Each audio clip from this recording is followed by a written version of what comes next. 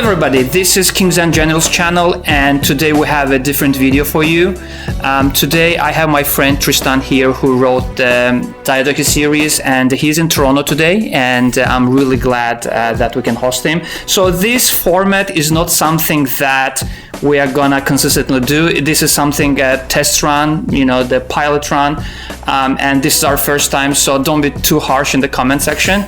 and we'll try our best, and today we're gonna talk about Wars of Diadochi. Thank you, Tristan, coming down and having this podcast with me. It's a pleasure. I have first question. We rarely see the generals fight for the control of the empire after the king died, but this was the case for the Alexander Empire after his death, it was the bloodbath. Why this happened? Well, it's fascinating, but when it really comes down to is the fact that Alexander dies, and he dies very young, and it's the fact that he dies without any clear successor, and it's also his empire is very unstable in many ways. Now, Alexander has conquered the Persian Empire and he's marched his armies as far as India, but he's died at the age of 32.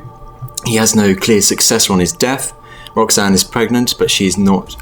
They don't know if he's going to be a son or not, and it's just a big part of instability. So one of the big questions is why he doesn't name an heir before his death. Now, some say Perdiccas he names as interim regent in some sources, right, but in others there aren't. And even with Perdiccas, he was only meant to be an interim ruler. But the other thing is because Alexander has formed this huge empire, in Asia and Europe, and the generals he has in his command, they all see an opportunity following his death to get their own power, to seize their own power in this post-Alexander world. And so when you combine the relative instability of his empire, the fact that Alexander hasn't been able to cement his rule, his administration, he hasn't had a long-term period to cement that, combined with the characters of the time, each sensing an opportunity to form their own power in the region, then you have this recipe for total war and this Game of Thrones, and you see it throughout history. Yeah. When you have this monarch who, as I said, who dies and he leaves an empire which is unstable, or it's apparently weak, and you see all because of its weakness, you see all these power-hungry individuals emerging and taking advantage. It's what people have done throughout history. If they see a situation and they see a weakness in the chain of command, they will pounce and they will attempt to create their own power and emerge victorious. Right. So as I mentioned, it was a bloodbath, and it continued many years. But the trigger of this war was a love triangle between Perdiccas, between Cleopatra, and the daughter of Antipater, Nicaea. So it is fascinating that all this conflict, all this war was triggered by that event. Yes, but it's very much in those times, marriage alliance and cementing a marriage, especially in this post-Alexander world, was crucial to legitimacy and authority. And the main reason for this is because of who Cleopatra was. Now, Cleopatra was the sister of Alexander the Great. Right. And she had originally been married to Alexander the Great's uncle, King Alexander I of Molossia, who had died in southern Italy fighting a fascinating campaign for the Italiate Greeks against the native Italians. But by the time of Alexander's death, Cleopatra is a widow, and even though she is, I think she's about mid-30s at that time, it's her name. It is the fact that she is a member of the Argead dynasty, which makes her so attractive to many of these individuals seeking power in this post-Alexander world. So you have Perdiccas, who has the choice between a marriage between Antipater, who is one of the most powerful players immediately after Alexander's death, being the regent of Macedonia. And he has the choice between an alliance with Antipater, or he has the choice of a marriage with Cleopatra, and in doing so, getting this direct link to Alexander the Great. Now, as Perdiccas, as for a man who evidently had ambitions to control the whole of Alexander's empire himself, to get this marriage with Cleopatra would have been a gold mine, because they said it would have linked him directly to Alexander the Great, and he could have exploited that as to show that how he was related and a possible successor. But it is fascinating how that, that, as you're right, that love triangle. Yeah.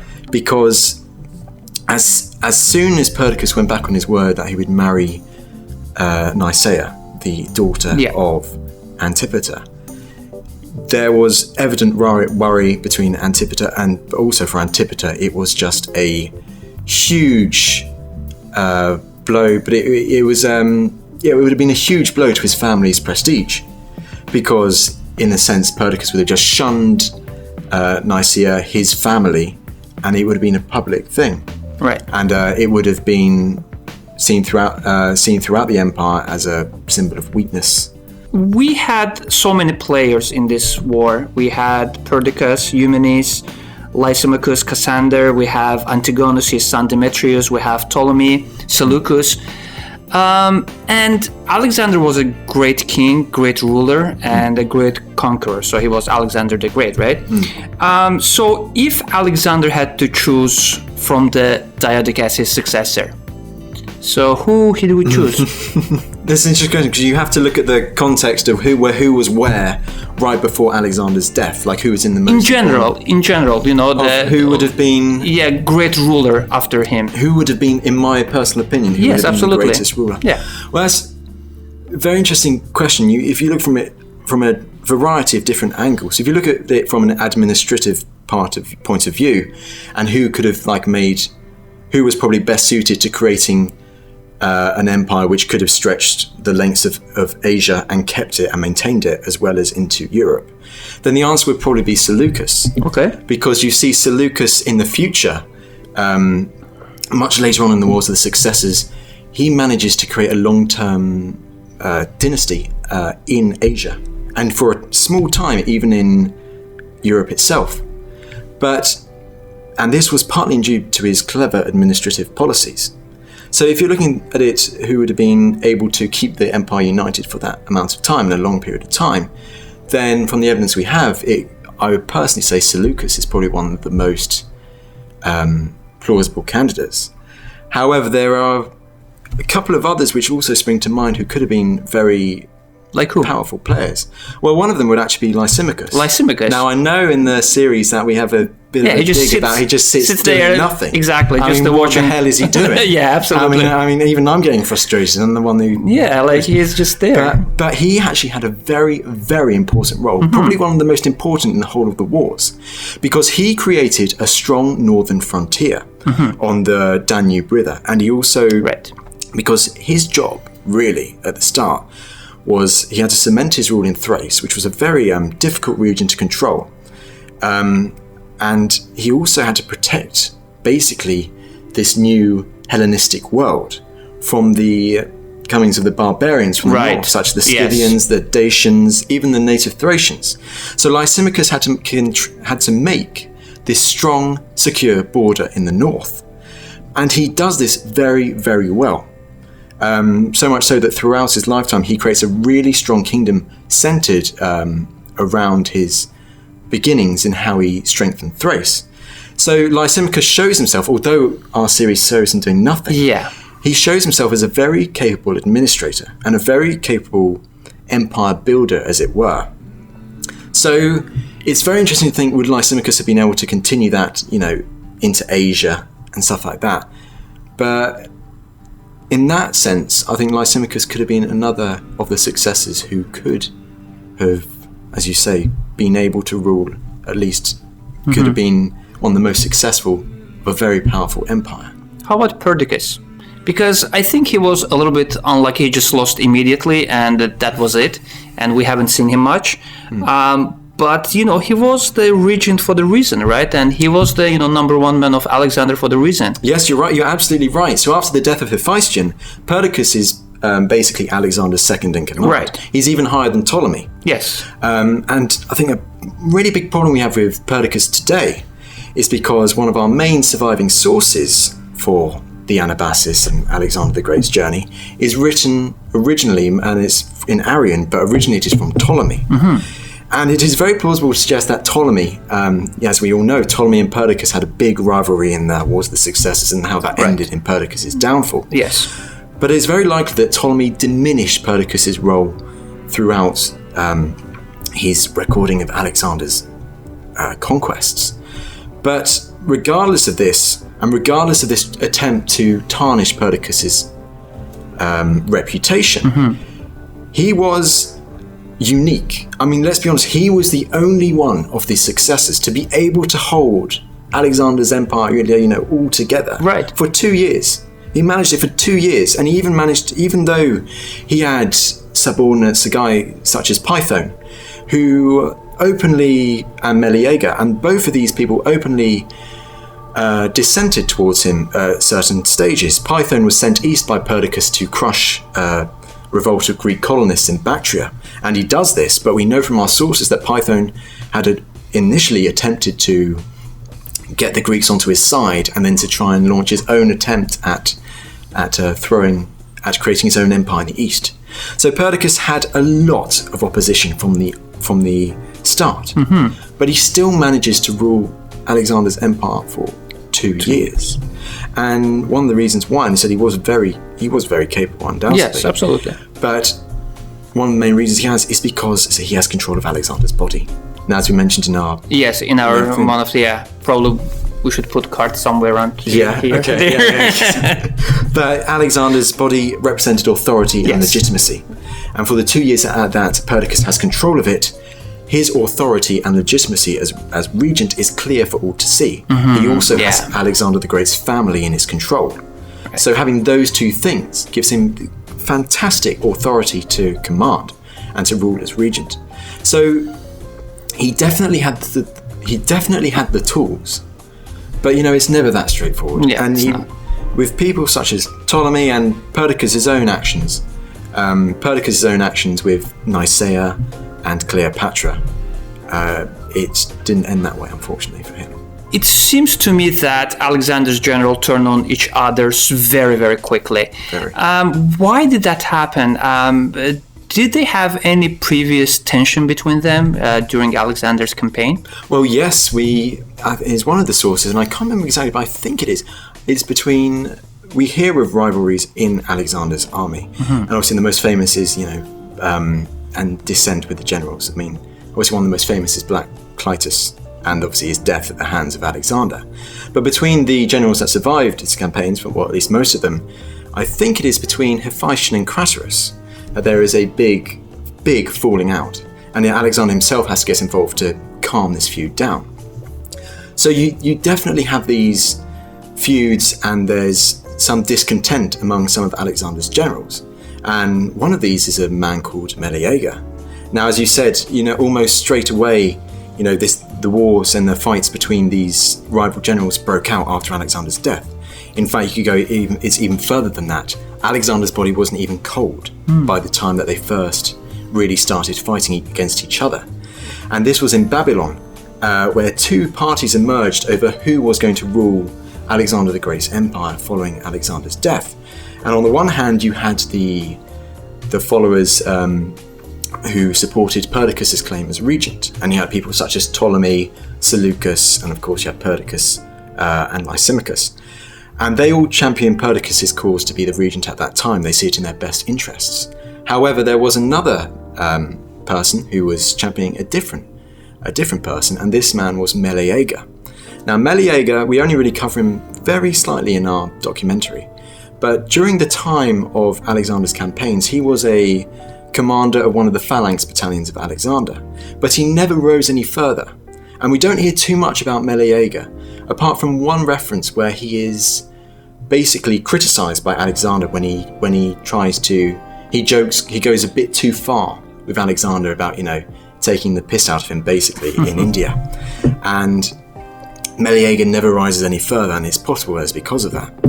But it is possible that Meleager wasn't well liked among the other generals, but this is purely speculation. But it just goes to show that almost immediately after Alexander's death, you had Meleager, who championed one person called King Aridaeus III, who was Philip Aridaeus III, who was Alexander the Great's half-brother. Now he was also simple-minded.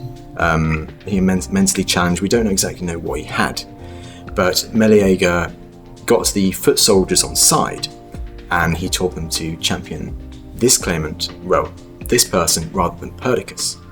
So almost straight away you have this, the war erupts immediately. And it does seem in some cases a continuation of previous hostilities between generals in Alexander's army beforehand, and from the little dissent we know that occurred, it does seem to be an ongoing theme. But it seems with Alexander alive, he was able to at least quell that dissent, as they all honoured him, and as all the Macedonian soldiery honoured Alexander. They saw it in their best interest to fall in line. But as soon as Alexander dies, this falls through the window. And as I said, you get all these power-hungry individuals all vying for power in this new post-Alexander world. So yes, we do. We do have, and it does seem to have boiled over immediately after Alexander dies. Okay. My next question is about Eumenes. Yes. Right. So he was he wasn't general. No. And I don't think he had any military training or thing like that. He did have a little in India, but he was given a little bit of experience as a commander by Alexander the Great, but nowhere near as much as any of the other big players. Yet he was one of the main figures in the beginning of this war, and he won lots of battles in the beginning. Yes. And his people just turned on him, because of the lost baggage. Yep, exactly. Right. Eumenes seems to me as a person who could rule this empire, because he had that political background. He proven himself as a general during Diadochi Wars. So what if he won Antigonus in the battle of Gabene? Yes, it's an interesting question about you saying he could have ruled Alexander's empires. Very difficult to say that, because I think Eumenes all the time, and Plutarch makes it quite clear in his life that he kind of recognised that although they both shared the Hellenic culture, the Macedonians and the Greeks, the Macedonian nobility looked down on Eumenes a little bit. And you see it with the silver shields at the end.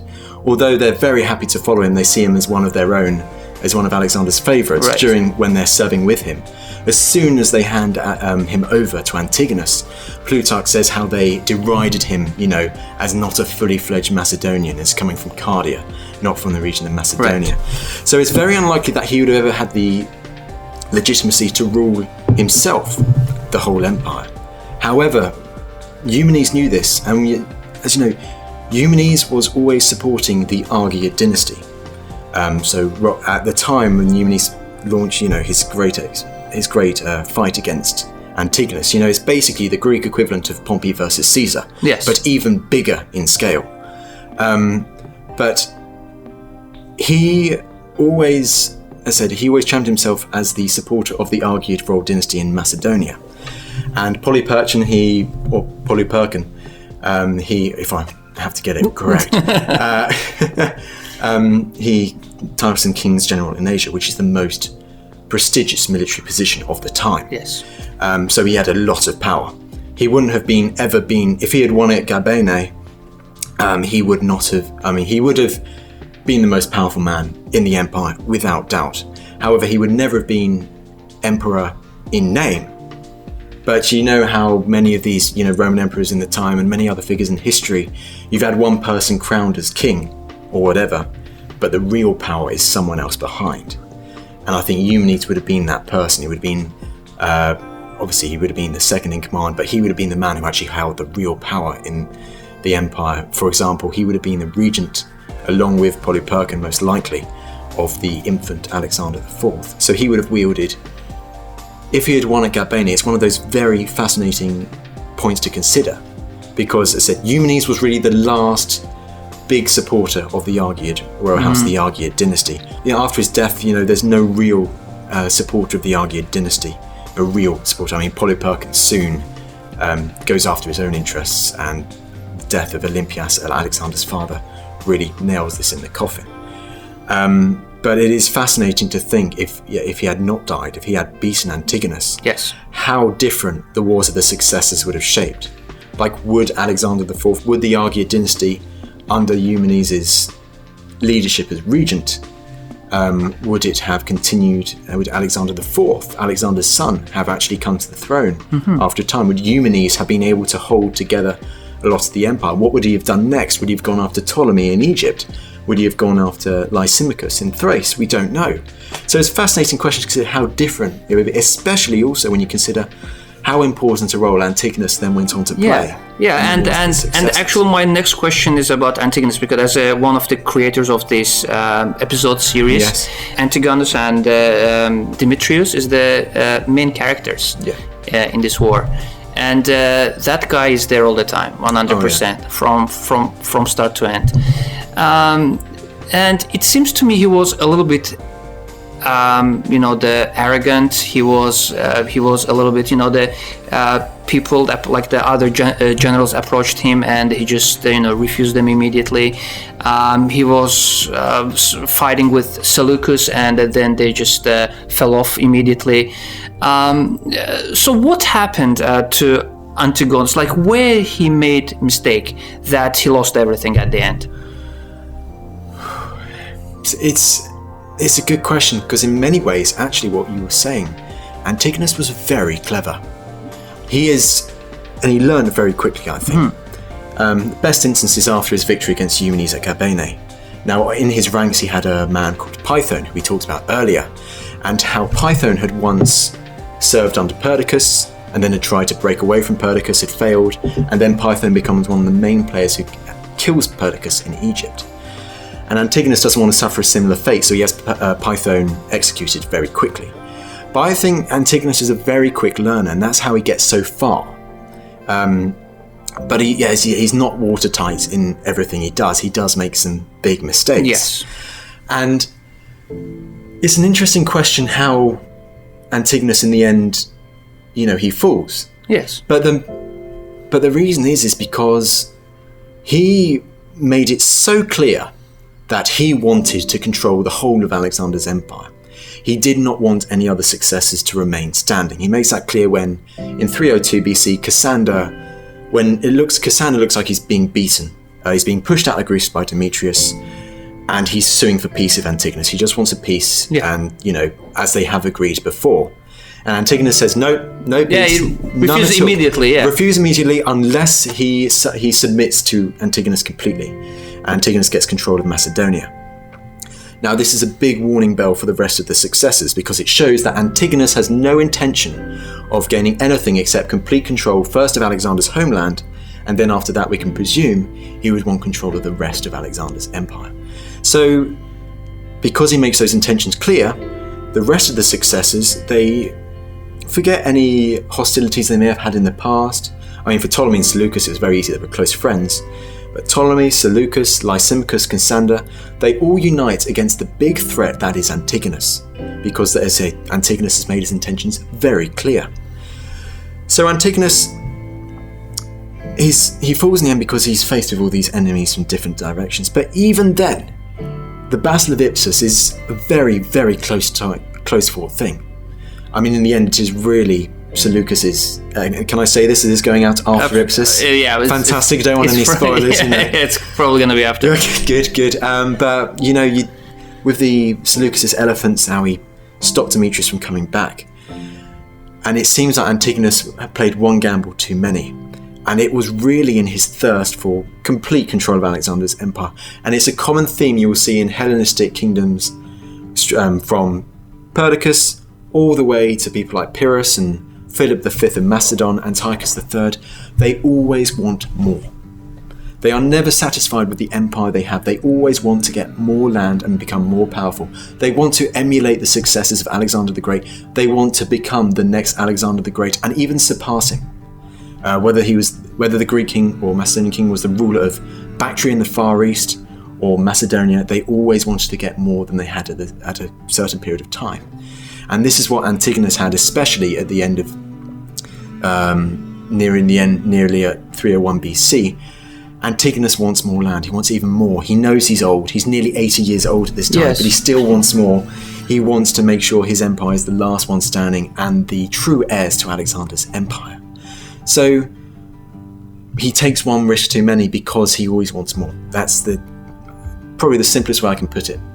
But it was, his desire to create this really strong dynasty and to always seek more land, which inevitably ended up with him facing too many foes at one time. Yeah, because I think it's in the second episode we see that Lysimachus and Asander help him, but at the end he refuses their peace talk immediately, right? Yep. My next question is about who do you think is the biggest winner of this The war? biggest winner? Yes. Well, I think there are a couple, because those who do survive the Wars of the Successors create very strong and stable kingdoms. They emerge from the period of crisis.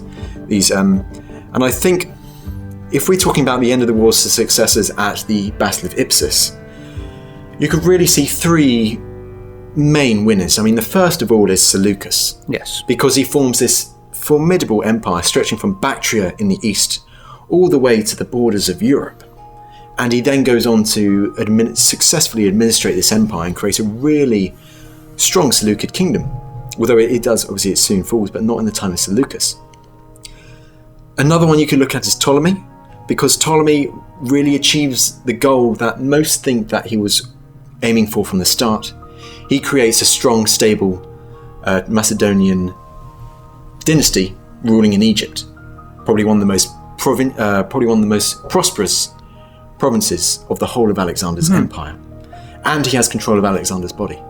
So he creates a really strong dynasty in Egypt, one that lasts for over 200 more years, 270 or so years. Aside from that, so they are two people who really gain a lot from the Wars of Success. They create strong, stable kingdoms. And for a time, you also get Lysimachus and Cassander in Europe also having a strong control of their separate regions. Lysimachus, however, it doesn't end well for him after a while, but for the time that he is ruling well, he also creates a very powerful empire. So, following Ipsus, you do get, I would say that there are two winners above all the rest, and that is Seleucus and Ptolemy. But you can't also put aside Cassander or Lysimachus because they have held on to their kingdoms. They've faced the struggles, and they've been able to get through them. Obviously, the big loser, you could say, is Demetrius. Yes. Unfortunately for him. And for all the, Plutarch dedicates a life for him. He is a fascinating individual, and obviously the Siege of Rhodes is probably one of his big highlights.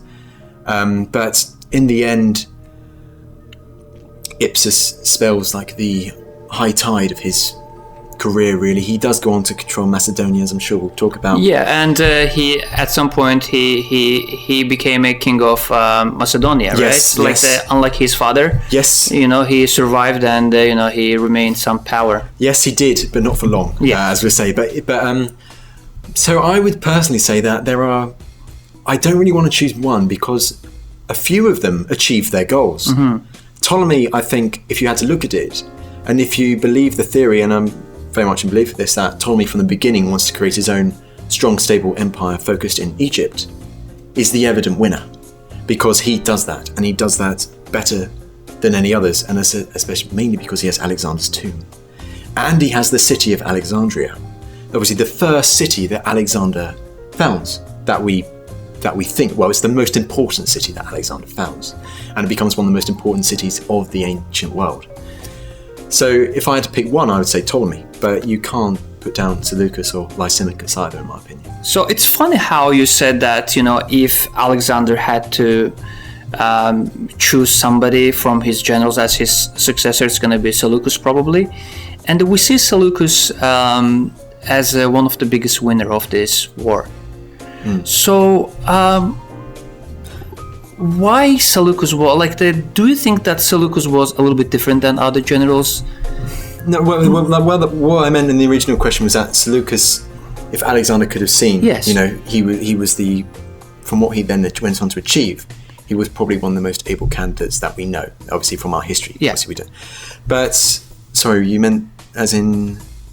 As a general, like we see him maneuvering really, really cleverly. You know, he was with Antigonus in the beginning. He defeated the Humanists. Then, you know, he fell off with Antigonus, and they start fighting against each other. Although we don't know much details about the Babylonian War, but he defeated. He did. So, and you know, he's helping Ptolemy. To me, Seleucus, and at the end, he has the biggest territory after Ipsus. Like, to me, it seems like he was really, really clever, and he was very capable general. He was very in both cases, and especially if you look at the tale of Seleucus, like he basically rises from when he's expelled from Babylon when he leaves Babylon after Antigonus's return after defeating Eumenes. There was a famous saying told by one of my tutors in Edinburgh University that he left Babylon, you know, just with his horse and a few followers, and he returns within 20 years, and he has the most powerful empire in Asia, basically. But it is a fascinating story. You talk about how he was a very good commander, and he served with distinction in the army of Alexander the Great. And then it just keeps on going from there. And it's funny because at the partition of Babylon where it all begins, he is not made a satrap of any province. Yes. In fact, he remains one of the main commanders in Perdiccas's army, which in itself probably shows how well respected he was as a commander by Perdiccas and by the Macedonians in that time. And it was Seleucus who was one of the leading generals who decides to murder Perdiccas in Egypt. So he was very clever. He knows when a battle is, you know, when a side is losing, and he knows how to exploit it, if you see it that way. But he just keeps, he makes many very clever moves. And so one thing that really helps is his friendship with Ptolemy. And so after Ptolemy's victory at Gaza, Seleucus returns to Babylon, and he has a small army under Ptolemy gives him only a small army. But as you say, if we knew more about the Babylonian War, it was probably one of the most fascinating and remarkable feats of history. Because Seleucus, with a small army, he returns, he retakes Babylon, he defeats Antigonus's army in the east, he then holds out for long enough against Demetrius when he comes, and then he holds out and he's able to defeat Antigonus in a battle. And when you consider where he came from, it said just from leaving Babylon with his horse a few years ago, his rise is absolutely incredible. And then that's not even before he goes on to fight a war against the Indian king, the Mauryan king Chandragupta. Yes. Which is another fascinating war, which unfortunately we don't have much about. But as we do with quite a few of these, unfortunately. But it is more, what I find more fascinating about that is his march back from the east. He gets the envoy from Kasan in about 302 BC, and he's probably in about eastern Iran at this point. And within a year, or probably less than that, he has made the journey with his army all the way from eastern Iran. He's marched all the way to western Anatolia in modern-day Turkey. Now, if more information on that journey had survived, we would probably consider it one of the most fascinating achievements in antiquity, and probably rivaling even, Hannibal Barca's march over the Alps, because it was such a formidable feat in such a small amount of time. So Seleucus's rise and how he did it, and his cleverness, at times he sees the best option for himself. He's selfish because he wants to rise as much as he can. I said one of the clear examples of that is his murder of Perdiccas, because he sees Perdiccas is losing and he sees joining with Ptolemy the best way. But he's a fantastic military general, is shown at Ipsus in the Babylonian War. And his rise, as I said, he's in his administration as well, creates a strong, stable empire. Militarily, he is strong and successful, and diplomatically as well. He knows when and how to strike. So he was a fascinating individual who knew a lot of tools of the trade, which he learned from Alexander. Well, he learned at this time, then he built upon during the wars of the successors. So yes, he is one of the most, in my opinion, one of the most fascinating of the successors. I agree, absolutely. I think that Seleucus was really, really fascinating figure. I would like to ask about, in some, maybe not exactly during that time, but we see that if king dies, his wife or, the mother is acts as a queen regent. We know that after Alexander's death, Alexander's mother and Alexander's wife, Roxanne, they both were alive. But this war still happened. So I would like you to talk about the role of the woman in the Greek society. Well, it's fascinating. Immediately after Alexander's death, during the Wars of the Successors, there are a number of women who become very, very powerful. And it is fascinating. We always talk about, these formidable generals who fight each other. But at the same time, you get all these women who rise to power, mainly if they have a direct link to Alexander the Great. And to the Macedonian soldiery, it didn't really matter as much if they were following a woman or a man into battle, really. If they were related to Alexander the Great, we have evidence that they would follow, and they respected them. And one of the clear cases of this is a woman called Kanane, who was, I think she was the half-sister of Alexander the Great. I'm not completely sure, but she was half Illyrian. And she was very much this warrior queen. And following the death of Alexander the Great, she believes her daughter, Eurydice, should become the main influence she should become the wife of Philip III Aridaeus, the simple-minded half-brother of Alexander the Great. And it's a very clever tactical move because in all essence, Eurydice would have so much power over the simple Philip III Aridaeus. So Kanane leads an army all the way from mainland Europe and gets to the Near East, where she's finally confronted by Perdiccas' brother Alcetas. And Kanane is beaten in the battle, and is killed by Alcetas. But it is hugely unpopular with Macedonian soldiery because Kanane was related to Alexander the Great. So it didn't matter if you were a man or a woman. If you were linked to Alexander the Great in any way, the Macedonian soldiery revered them. But the Macedonian soldiery are upset by this because Kanane was related to Alexander the Great. Mm-hmm. So even though she was a woman, because she was able to get a lot of power because of her relations to Alexander. It all springs back really to who had what relations to Alexander.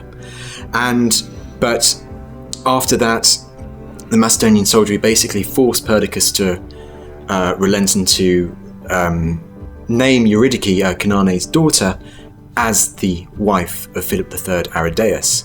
So although Kanane was dead, her actual aim of getting her daughter established as probably one of the most powerful positions in the empire, really controlling Philip Aridaeus, succeeds.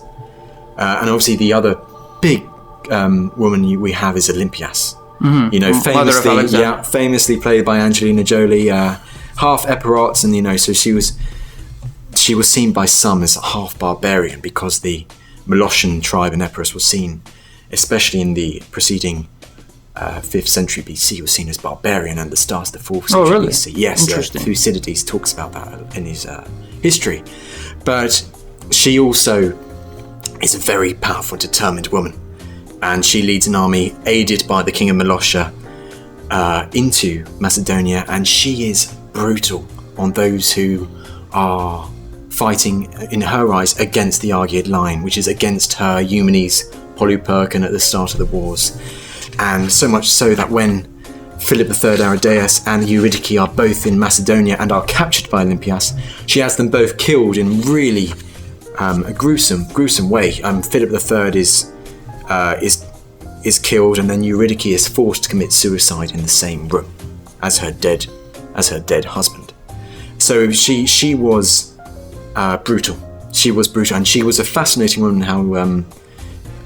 How she lived, especially in the wars of the Diadochi at the start, the role she plays in Macedonia before Cassander eventually comes to power and has her killed. But there are a couple of other women who play important roles at this time, very important roles. But I won't go into all of them in detail at the moment. But the two most important, probably the two most fascinating and well-known is obviously Olympias and Kanane, both of whom were related to Alexander the Great, and both had that link which they exploited to pursue their own aims. Yes, even the Perdiccas tried to marry Cleopatra. Yes. Just to gain more to power. Get that link with Alexander the Great. It was getting that link and cementing further his position in Macedonian eyes as the legitimate successor to Alexander. And we talked about that. Yes. Right? Our series is almost completed. I think it will be completed when this video or the podcast is going to be live. So what is after Wars of Diadochi? Well, if we say the Wars of the Diadochi ends in our series at the Battle of Ipsus, for a period, then there is another big battle which unfortunately we don't know too much about, which is the Battle of Corupedium. And this is fought in 281 BC, and it is basically it is between Seleucus and Lysimachus, who are two of the big players after Ipsus. And the winner of that is Seleucus, and he goes on to control an empire spanning from Macedonia to Bactria in the east. A huge empire, and the biggest of all his successors managed to make. Seleucus doesn't live very long after that. He is killed by an assassin's blade. The assassin, however, is not a normal assassin in the shadows. He was actually the son of Ptolemy. His name is Ptolemy Caraunus, the thunder. Thunder, right? Right. I have it here. Yes. In the timeline. Yes. And he was Ptolemy the First. Evidently, didn't see him as his own successor. So he actually, I wouldn't say discards, but he names his younger son Ptolemy II, who becomes Ptolemy II of Philadelphus, as his heir. And Caraunus is forced to leave. Well, he leaves Alexandria out of fear for his own life, and he joins the court of Lysimachus, and then joins Seleucus, and then has Seleucus, then kills Seleucus apparently as he's making his way towards his homeland in Macedonia. You think Seleucus, he had started with Alexander the Great in 334 BC when he had left Macedonia. He hadn't seen his homeland in over 50 years. Wow. And he was finally getting to the point where he was marching back to his homeland first ever time as king. And just before he reaches the borders of his homeland, he is killed by Ptolemy Caraunus. That's unfortunate. It is an interesting end to the last of the successors. But after that, you have more fights between various. It is the start of the Hellenistic world and the time of warlords, the time of Hellenistic warlords throughout the Greek world, from Bactria all the way to Molossia in Epirus. And it is a time of constant warfare, and everyone sharing the same innate belief as the successors had of always wanting more power, making their name through war and battle and victory, and trying to become the next Alexander the Great. Very much in that kind of frame of mind. And obviously after that, the next big player you get is probably I'm a big fanboy of him, and a personal favourite in my opinion is the name of Pyrrhus. Yes. Pyrrhus, king of Molossia, not of Epirus. He was the leader of an Epirot alliance. That's a big mistake you sometimes get. And Pyrrhus, he's basically the next, what's it called, so you have the first successors, he's like the second successors in that kind of thing. He has many relations with many of the original successors. He fights alongside Demetrius at Ipsus. He spends some time as a hostage at the court of Ptolemy I in Egypt. And he also fights a war with Lysimachus, and before that he has bad relations with Cassander. And obviously Pyrrhus is very well known for his war against Rome, which we will definitely plan to cover. Absolutely, yes. Stay tuned. We'll have a full series on this guy. Counts on that. But he is probably one of the fastest, and in my opinion, he's the person who most closely emulated Alexander the Great. And although this probably opinion might not be shared by many of your viewers, I actually think in many ways, especially if you look at his administration and how he transformed Epirus, he turned Epirus, and he basically, in my opinion, he was in many ways greater than Alexander the Great. Interesting. But that could be don't spoil too much at this point, because I'm going to leave it like that. We'll have a full series on this guy, and I think after the Diadochi Wars, we'll have a small pause. We'll do some Roman stuff, and then return to Macedonia and Greek world. And we won't over Greek you. Yeah, and continue with this guy. Thank you very much for joining me today. It was a pleasure to meet you in person, because in the Kings and Generals channel we work with so many people, and you are the first one that we met in person. Of course. Yeah. Thank you very much, and thank you guys for watching this. I just let us know what you think about this format, this video. We are planning to have some podcasts, some vlogs, things like that. Stay tuned. We have a lot more to cover. So yeah, so this was the Kings and Generals channel, and we'll catch you on the next one. Bye bye for now.